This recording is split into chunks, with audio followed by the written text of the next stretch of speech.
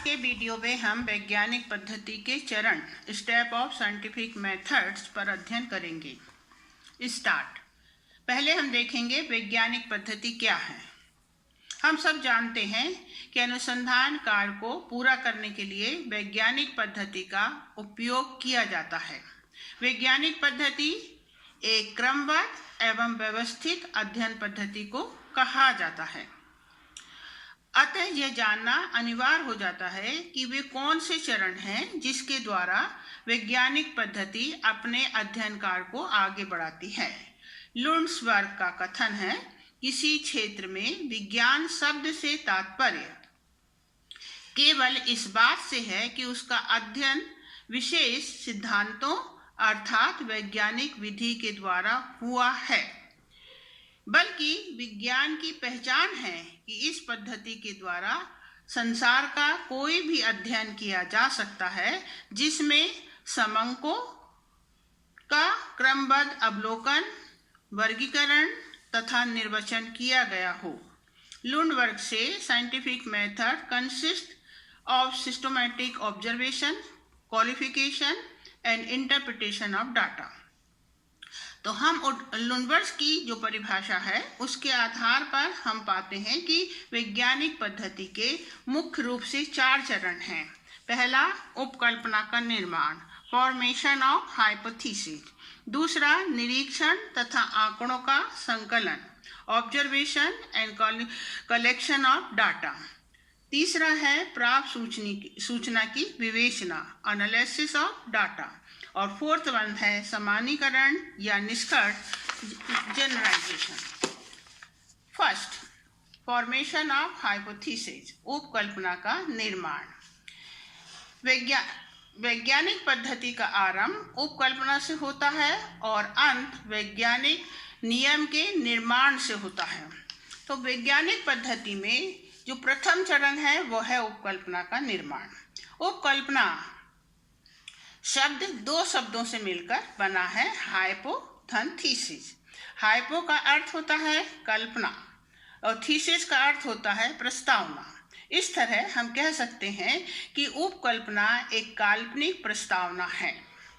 Good तथा heart ने उपकल्पना को एक प्रस्ताव ही माना है जिसकी अभी परीक्षा होना बाकी है। Hypothesis is a tentative generalization, the validity of which remains to be tested. एक अनुसंधानकर्ता जब अपना अध्ययन काम आरंभ करता है तब वह विषय के संबंध में पूरी तौर से जानकारी नहीं रखता है, उसे विषय का गहराई से ज्ञान नहीं होता है। उसके समक्ष यह कठिनाई उत्पन्न होती है कि वो अपना अध्ययन काम किस तरह से आरंभ करे। अतः वे अपने ज्ञान, अनुभव तथा समकक्ष साहित्य के आधार पर उपकल्पना का निर्माण करता है, जिसके पश्चात उचित सामग्री एकत्र करके उसकी परीक्षा करता है। हमारी उपकल्पना सही हो सकती है, आंशिक सही हो सकती है या पूर्ण गलत भी हो सकती है। इसलिए उपकल्पना जितनी अधिक सरल, स्पष्ट और वैज्ञानिक होगी, अध्ययन कार्य उतना ही सही दिशा की ओर अग्रसर होता है। अतः अध्ययनकर्ता के लिए उपकल्पना एक महत्वपूर्ण स्तंभ होती है, क्योंकि उसी के ऊपर उसका पूरा अध्ययन कार्य जो होता है निर्भर करता है। तो प्रश्न उठता है, उपकल्पना का क्या महत्व है? तो हम पाते हैं कि पहला, उपकल्पना अध्ययन को एक निश्चित दिशा प्रदान करती है। Hypothesis give points inquiry. वो उपकल्पना जो हमारी निर्मित होती है उसके द्वारा अध्ययन को एक दिशा मिल जाती है कि अध्ययनकर्ता को किस तरह से अपना काम को आगे बढ़ाना पड़ा है, उसे इधर उधर भटकना नहीं पड़ता है। यदि बिना उपकल्पना के हम काम आरंभ कर देंगे प्रस्तावना के, तो हम हो सकता है कि भटक जाएं और फिर से हमें अध्ययन काम आरंभ करने। जिस प्रकार एक नाविक जो होता है वो बिना रेडार के अपने सही स्थान पर नहीं पहुंच सकता है, रेडार के बिना वो केवल इधर उधर भटकता रहता है। इसलिए एक श्रेष्ठ उपकल्पना अनुसंधानकर्ता के लिए बहुत महत्वपूर्ण साधन होती है। दूसरा हम देखते हैं कि उपकल्पना अनुसंधान की दिशा को निर्देश करती है। Hypothesis helps to deciding the direction in which the proceed, कि उसे किस रास्ते पर चलना है। तो उपकल्पना का जो दूसरा चरण होता है वो उसमें हम देखते हैं कि किसी भी अनुसंधानकर्ता को केवल दो काम उसके लिए महत्वपूर्ण होते हैं। एक तो उपकल्पना अच्छे से बना ले, यदि उसकी उपकल्पना अच्छी बन गई है तो उसका आधा काम खत्म हो जाता है, और दूसरा उसकी परीक्षा करना। यदि एक श्रेष्ठ उपकल्पना है तो हम पाते हैं कि उसे एक काम तो उसका पूरा हो गया, अब केवल क्या करना है, जो दूसरा कार्य है कि उसकी सत्यता की जांच करना है कि वो उसकी जो उपकल्पना है वो सही है कि नहीं है। और उपकल्पना यदि अच्छी है तो अनुसंधानकर्ता का समय और परिश्रम जो होता है वो व्यर्थ नहीं जाता है, और बेकार के इधर उधर के भटकने से वो क्या होता है, बच जाता है। तीसरी जो महत्वपूर्ण बात उपकल्पना के साथ है कि तथ्यों के चुनाव में सहायता मिलती है। उपकल्पना हेल्प्स टू सिलेक्शन प्रीडिलेंट फैक्ट्स। जब किसी विषय का अध्ययन किया जाता है तब बहुत से तथ्यों को देखना पड़ता है, किंतु हमें जो तथ्य अध्ययन के मांग के अनुसार होते हैं, उसके अनुरूप होते हैं, उन्हें ही प्रत्यक्ष रूप से या परोक्ष रूप से उनको ही अपने विषय का अध्ययन बनाना चाहिए, और बेकार की अनुपयोगी जो सूचनाएं होती हैं उनको हमें त्यागना पड़ता है। उदाहरण स्वरूप यदि मैं आप लोगों को बताऊं कि ये एक उपकल्पना बनी है कि जो शिक्षित महिलाएं होती हैं उनकी संतानें कम होती हैं, तब आपने एक उपकल्पना बना ली है। अब इसके आधार पर आपको दिशा मिल गई है कि आप एक पैमाना निश्चित कर लें कि हम किन महिलाओं को शिक्षित मानेंगे, और फिर हम उन शिक्षित महिलाओं के साथ मिलकर क्या करेंगे, डाटा कलेक्ट करेंगे, और उनके द्वारा हम विषय का क्या करेंगे, अध्ययन करने की कोशिश करेंगे कि हमने जो प्रस्ताव बनाया है कि शिक्षित महिलाओं की संतानें कम होती हैं वो सही है कि नहीं है। कई बार ऐसा भी होता है कि हमें इस प्रकार की हमारी उपकल्पना की मांग होती है कि हमें संख्यात्मक तथ्यों को अधिक लेना पड़ता है, तो इसके लिए भी हमें जो हमारे उपकरण हैं उनको एकत्रित करना होता है। कई बार विषय इस प्रकार का होता है कि उसमें संवेदनात्मक तथ्य होते हैं, तो यदि इस प्रकार के भी हमें संबंध एकत्रित करना है तो इसके लिए भी हमें एक मापन प्रणाली को एकत्रित करना होगा।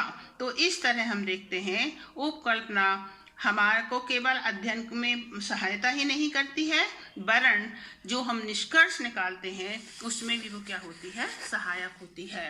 उपकल्पना अनुसंधान वैज्ञानिक पद्धति का प्रथम चरण होती है। वैज्ञानिक पद्धति का जो दूसरा चरण होता है वो है observation and collection of necessary data, निरीक्षण तथा आंकड़ों का संकलन। जो हमने उपकल्पना बनाई है तो उसका अब हमें निरीक्षण करना है तथा आंकड़े एकत्रित करना है, और ये देखना है कि हमारी उपकल्पना सत्य है या नहीं है। इसके बाद हमें उचित सामग्री एकत्रित करनी पड़ती है ताकि उपकल्पना की जांच हो सके। इसके लिए एक निश्चित करना होता है कि हमें कौन कौन सी सूचनाएं प्राप्त करनी है और हम उन्हें कहाँ से प्राप्त करेंगे और कैसे, अर्थात किन किन विधियों को उसमें हमें उपयोग में लाना होगा। कई बार हमें पुराने ग्रंथों से भी सूचनाएं एकत्रित करनी होती हैं, क्योंकि हमारी उपकल्पना की डिमांड जो होती है वो सेकेंडरी डाटा की होती है, और जो उपकल्पना ये डिमांड करती है कि उसे प्राथमिक डाटा ही चाहिए है, तो हम मुख्य रूप से ऑब्जर्वेशन पद्धति को अपनाते हैं। तो इस तरीके से उपकल्पना जिस प्रकार की बनी है उसी के आधार पर हमें उन विधियां जो अनुसंधान वैज्ञानिक पद्धति के अंतर्गत निर्धारित की गई हैं उनके आधार पर डाटा कलेक्शन करना होता है। पहला जो विधि है वो है साक्षात्कार, इंटरव्यू, दूसरी अनुसूची, शेड्यूल्स, तीसरी प्रश्नावली, क्वेश्चनियर, और चौथा जो होता है अवलोकन मीन्स ऑब्जर्वेशन। तो इस प्रकार से हम देखते हैं कि after the hypothesis has been formulated, the next step is to be proceed the test its validity. हमें ये देखना है कि हमारी उपकल्पना कहाँ तक सही होगी। तो ये जो 4 मेथड हैं, इनके आधार पर हम, जैसा कि हमारा अनुसंधान उपकल्पना का उद्देश्य है, जिसकी उसकी क्या डिमांड है, उसके आधार पर हम विधि का निर्धारण करते हैं। ये विधियों को हम यहाँ पर डिटेल में नहीं पढ़ेंगे, इसको मैं आप लोगों को आगे पढ़ाऊंगी। तो इस तरह अनुसंधान का उद्देश्य क्षेत्र के निर्धारण होने के उपरांत कार्यकर्ताओं की सहायता से आंकड़ों को एकत्रित किया जाता है। यदि संख्यात्मक तथ्यों की मांग है, तब उस दशा में उचित उपकरणों का चुनाव करना होता है। साथ ही कभी कभी संवेदात्मक मीन्स भावनात्मक अध्ययन की डिमांड होती है, तथ्यों की मांग होती है, तब हम उसके लिए भी पैमाने निश्चित करते हैं। इस आधार पर हम उचित सामग्री अपनी विधियों के माध्यम से, उपकरणों के माध्यम से प्राप्त करते हैं, ताकि विषय की प्रामाणिकता और वैज्ञानिकता बनी रहे। इसके बाद हम आते हैं अनुसंधान की जो तीसरी विधि है। ये वैज्ञानिक पद्धति में जो तीसरी विधि है वो होती है प्राप्त सूचनाओं की विवेचना, एनालिसिस ऑफ डेटा। हमने उपकल्पना बना ली, उसके बाद हमने डाटा भी एकत्रित कर लिए। अब ये जो डाटा हमने एकत्रित किए हैं, ये जो समांक हमने भिन्न भिन्न स्थानों से प्राप्त किए हैं, उन सूचनाओं को हम क्या करते हैं, एक क्रमबद्ध तरीके से जमा देते हैं। और जब हम उन्हें व्यवस्थित रूप से क्रमबद्ध तरीके से जमा लेते हैं क्रमबद्ध रूप से, तो वे अपने आप ही क्या होने लगते हैं, संजीव लगने लगते हैं। और हमें जब हम इसकी जांच करते हैं तो हमें पता चल जाता है कि डाटा में कोई कमी तो नहीं रह गई है। कहीं ऐसा तो नहीं है कि हमने कोई डाटा जो बहुत इम्पोर्टेंट था उसको छोड़ दिया है और बेकार के डाटा हमने प्राप्त कर लिए हैं। दूसरा हम देखते हैं, इसके बाद आवश्यक सूचनाओं को जब हम क्रमबद्ध तरीके से जमा लेते हैं तो हम उनका वर्गीकरण करते हैं। वर्गीकरण का अर्थ है कि जो समांक, जो डाटा हमने प्राप्त किए हैं वो भिन्न भिन्न तरह के होते हैं। उसमें कई उम्र के आधार पर, उसको व्यवसाय के आधार पर, आयु के आधार पर, स्थान के आधार पर, संबंधों के आधार पर हम क्या करते हैं, अलग अलग वर्गों में जमा लेते हैं। और ये भी इस तरफ ध्यान देना चाहिए कि वर्गीकरण केवल संख्यात्मक तथ्यों का नहीं बल्कि गुणात्मक तथ्यों का भी किया जाता है। तो इस तरीके से जब ये डाटा अपने अपने वर्ग में आ जाते हैं तो फिर उसके बाद यदि डिमांड है, जैसे आयु है एक वर्ग, अब उसमें डिमांड है कि हमने 50 साल के व्यक्ति से भी डाटा कलेक्ट किए हैं और 25 साल के व्यक्ति से भी डाटा कलेक्ट किए हैं, तो फिर इसको भी हम आयु के आधार पर उसको उस वर्ग के और उपवर्ग बना लेते हैं। तो इस तरीके से प्रत्येक डाटा जो होता है वो अपने स्थान पर स्थापित हो जाता है। इससे जो होता है हमें समझने में सरलता होती है और विवेचना करने में भी सुविधाएं होती हैं। यदि आंकड़ों की संख्यात्मक विवेचना करना होता है तो उसके लिए हमें माध्यमा, विचलन या सहसंबंध आदि क्रियाओं को प्रयोग में लाना पड़ता है तथा अंत में निष्कर्ष निकाला जाता है तथा उपकल्पना की सत्यता असत्यता का पता लगाने की कोशिश की जाती है। इसके बाद हम आते हैं जो लास्ट स्टेप होता है वैज्ञानिक पद्धति का, वो होता है सामान्यीकरण, जनरलाइजेशन। तो शोध का अंतिम चरण सब में अधिक महत्वपूर्ण होता है। यहाँ वैज्ञानिक निष्कर्षों पर पहुंचकर नियमों व सिद्धांतों का परिपालन किया जाता है। तथ्यों के विश्लेषण एवं विवेचना के आधार पर वैज्ञानिक निष्कर्ष निकाले जाते हैं जो अति संक्षिप्त होते हैं। अनुसंधानकर्ता इन निष्कर्षों के आधार पर ही नियमों का प्रतिपादन करता है।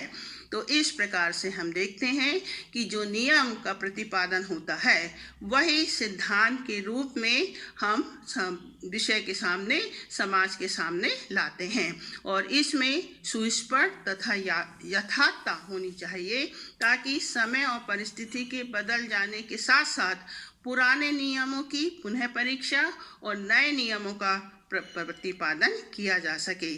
तो इस प्रकार से अनुसंधान काम जो होता है वो एक लंबी प्रक्रिया के द्वारा एक स्थान से दूसरे स्तर, दूसरे से तीसरे स्तर, तब कहीं जाकर लास्ट में प्रतिवेदन तैयार किया जाता है। इस प्रकार से जो अध्ययन किया जाएगा वो अध्ययन क्या होगा? वैज्ञानिक होगा। अतः हम कह सकते हैं कि कार्ल पियर्सन ने जो कहा था कि सत्य के लिए कोई संक्षिप्त मार्ग नहीं है, विश्व का ज्ञान प्राप्त करने के लिए वैज्ञानिक पद्धति के द्वार से ही गुजरना पड़ता है। There is no shortcut to truth, no way to gain knowledge of the universe except through the gateway of the scientific method. अब यदि आप लोगों को मेरा वीडियो अच्छा लगा है तो आप उसको लाइक कीजिए, शेयर कीजिए, कमेंट्स कीजिए, सब्सक्राइब कीजिए। अपने कमेंट ज़रूर बताइए क्योंकि कमेंट्स से आपके मुझे पता चल जाता है कि आपको विषय पूरी तौर से समझ में आ गया है या कहीं गलती हो गई है।